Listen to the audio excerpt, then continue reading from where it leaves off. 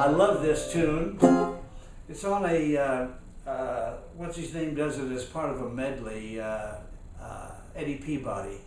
And I just love the way he played it. It was my favorite thing Eddie Peabody ever played. This section of it, the sing-song girl, that section of the medley.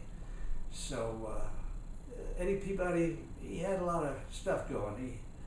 He could really do all that stuff, and he always hit one. He always hit one. He was always on one. I saw him live in Chicago. He was at the Palmer House. He played there, and he had a full orchestra behind him, maybe like 18 pieces, 20 pieces. And he set up high on had a blue covered pedestal about that high that was about that big square. And he had a little three-legged milking stool up on top of there because he had a very short trunk and a wide frame, very short legs, I mean, a wide, long trunk and very short legs, and he would sit up on that little thing and he would jump into the air and jump into the air like this. Now, his whole body would go up in the air.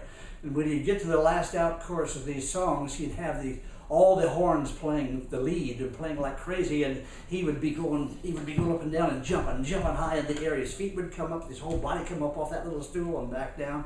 It was fantastic to see. He was some kind of entertainer. And a couple weeks later, in town came Gene Sheldon, the guy that did the stuff for Zorro later on, and he the sidekick that didn't speak with Zorro, and he's the fellow that did the baggy pants comedy stuff, sewing his fingers together and walking around all that, sticking his fingers in the instrument and all that kind of stuff, getting him stuck and all that.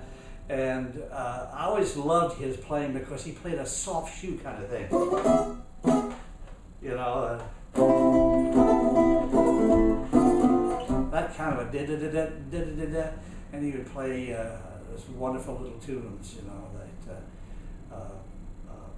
Little Coquette and stuff like that. And I always loved his stuff. I got to see him live. He didn't speak. He did his comedy. And he did play some beautiful little banjo. He played guitar tuning on a tenor, and he played just lovely stuff. And after it was over, he stood up and he started to speak, and everybody in the audience gasped. It was a small little audience, small little room and all that, and they gasped, and he stood there and talked for this for a long time.